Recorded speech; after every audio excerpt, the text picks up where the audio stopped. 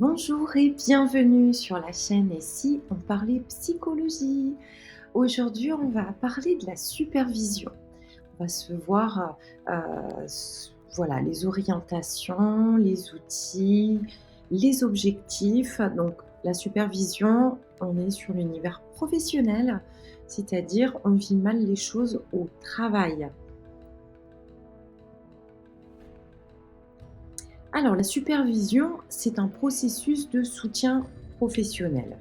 Bon, dans lequel on est guidé, accompagné dans le développement et dans l'amélioration des compétences. Elle est courante dans les professions qui nécessitent beaucoup d'implication personnelle. On a tout ce qui est métier de la santé, le travail social, la psychologie, lorsqu'il y a des enjeux professionnels, l'éthique à garder. Voilà, ça ce sont des domaines assez récurrents. C'est un espace d'écoute et de réflexion, mais aussi avec du soutien. C'est-à-dire que le professionnel, le superviseur, n'est pas là pour vous juger ou vous critiquer, mais il est bien là avec vous pour vous soutenir et améliorer ce qui pose problème.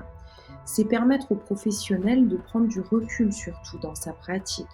Il va recevoir des retours constructifs et développer peut-être de nouvelles compétences.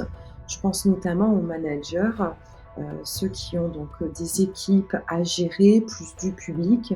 Voilà, il faut mettre en place des stratégies pour mieux vivre son rôle et son métier. Donc on va se distinguer de l'acquisition des connaissances, qui est la formation, même si on forme sur certains domaines comme la communication, ou ce genre de choses. On n'est pas sur de la formation pure, en tout cas on n'est pas là pour vous apprendre votre métier. Et puis il y a aussi le coaching où là, on est plus centré sur, de l'individuel, puisqu'on reste sur l'intérêt collectif. Vous, au sein d'une entreprise, au sein d'une collectivité ou d'une association. Parce que, vous, dans votre vie privée, vous n'êtes pas la même personne. Le coaching est plus sur cet ordre, autant personnel, il peut arriver aussi sur le milieu professionnel. Mais c'est pas encore la même démarche. On est plus sur une démarche psychologique, hein, on est bien d'accord. Donc on va s'axer sur, la qualité de la pratique et la gestion des difficultés. Comment on gère quand une difficulté est présente? C'est la supervision qui va se dérouler, donc individuellement, ça arrive, surtout pour des postes à responsabilité. Mais ça se voit aussi en groupe, donc un peu comme les groupes d'APP, à part qu'on n'a pas les mêmes objectifs, mais ça reste sur l'échange, la remise en question et essayer d'avoir des nouveaux outils pour anticiper les difficultés. Elle se fait souvent donc bien sûr dans le cadre confidentiel, ce qui se dit en séance reste en séance et bienveillant, surtout quand il y a du groupe. Quand il y a du groupe, ce qui se dit en groupe ne sort pas du groupe. Donc, les objectifs principaux, ça va être développer des compétences professionnelles. Vous en avez en vous, peut-être que vous ne savez pas les utiliser ou les mettre en action. Une prise de recul sur votre pratique. Observez ce que vous faites au quotidien. Qu'est-ce qui fonctionne? Qu'est-ce qui est à réajuster? Le renforcement des compétences relationnelles. Ce que je vous disais en début de vidéo, on va baser sur la communication verbale, non verbale, la posture, l'éthique. Les objectifs de soutien émotionnel et surtout de prévention du burn-out. Beaucoup de professionnels ont, beaucoup de pression et apprendre à gérer la pression, à relativiser, à prendre du recul, ça va permettre d'éviter ces difficultés, de santé mentale, hein, finalement. On va pouvoir discuter des dilemmes éthiques, surtout certaines professions. Voilà, c'est quelque chose qui peut revenir, qui peut être important de se positionner sur l'éthique et la déontologie.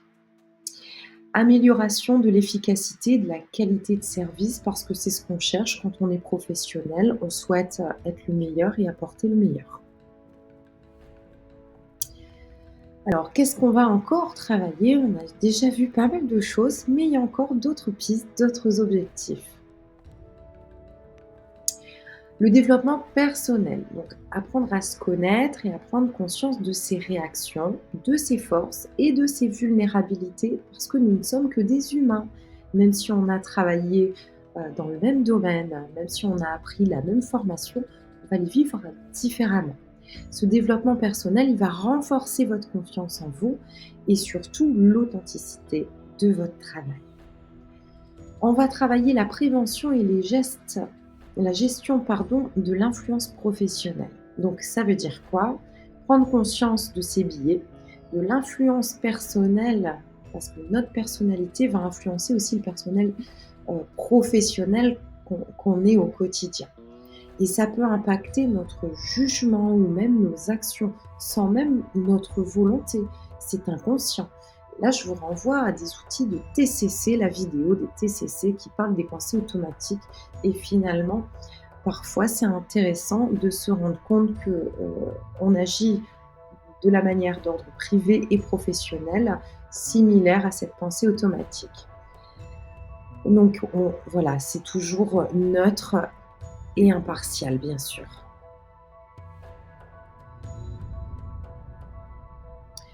Donc il y a 2 supervisions pour moi, qui sont à mettre en évidence, même si voilà, il y a d'autres méthodes. Il y a la supervision réflexive, donc elle va favoriser la prise de conscience et la compréhension de ses propres comportements, pensées et émotions. Donc axée sur, beaucoup d'outils, hein, finalement, heu, parce qu'on reste dans le cadre professionnel, donc il nous faut des outils pour avancer et on va retrouver des outils similaires à la thérapie brève. La supervision de soutien, là, c'est surtout quand il y a une détresse émotionnelle, il peut y avoir une difficulté, de communication dans la hiérarchie, Heu, il peut y avoir vraiment, un grand danger émotionnel, des disputes, des bagarres, enfin voilà. C'est surtout quand il va y avoir une grosse difficulté, heu, qui n'est pas technique finalement, qui est plutôt, dans la gestion des sentiments, qui est plutôt, axée sur le ressenti de chacun.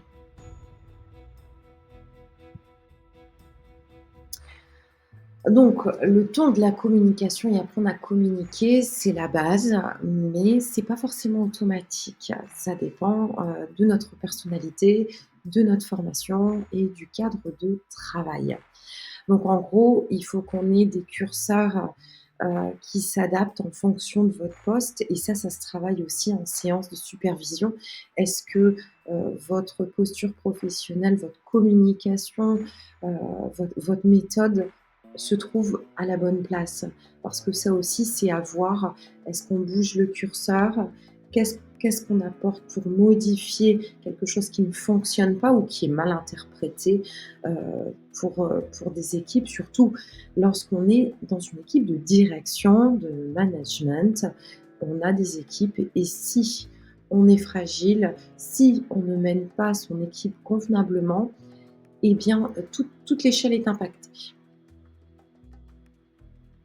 Donc quels sont les bénéfices? Elle a un impact très positif, hein, sur le professionnel et sur la personne que vous êtes, parce qu'on travaille un service de qualité. Comment rendre son service de qualité?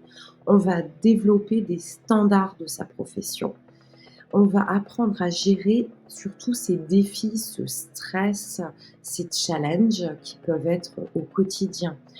Donc on va chercher à améliorer son efficacité globale, mais surtout, heu, que ça n'impacte pas par le stress, qui nous sommes. Certaines professions n'arrivent pas à se détacher du milieu professionnel à la maison, alors que justement, nous devons apprendre à le faire, même si on travaille avec des humains. Donc en résumé, la supervision, c'est un accompagnement, donc en groupe ou individuel, peu importe votre statut. On est sur de la hiérarchie, de la direction, des postes importants, et on va maintenir une pratique de qualité. On va chercher à équilibrer, en fait, l'engagement personnel, renforcer la capacité à faire face aux défis de leur métier, de vos métiers. Donc voilà, la supervision n'a plus de secret pour vous. Si vous ne connaissiez pas avant ça cet outil, il est merveilleux. Vous avez certainement des professionnels, proches de votre lieu de travail. Vous pouvez trouver aussi en distanciel, en visio. Moi, j'en fais. Donc si vous avez des questions, je vous laisse en mettre dans les commentaires. Et voilà, la vidéo est terminée. Je vous remercie, d'avoir partagé ce moment avec moi. J'espère que le sujet abordé de cette semaine vous a plu, qu'il a aussi répondu à certaines de vos questions. Vous pouvez me retrouver sur psychologue.net. N'hésitez pas à vous abonner à la chaîne et à activer la petite cloche de notification pour que vous ne manquiez pas chaque nouveau contenu. J'essaye d'être très régulière, hein. Chaque dimanche, je poste un nouveau sujet qui est proposé finalement par vous et j'essaye d'y répondre en fonction de la demande. Voilà, je vous dis donc à la semaine prochaine.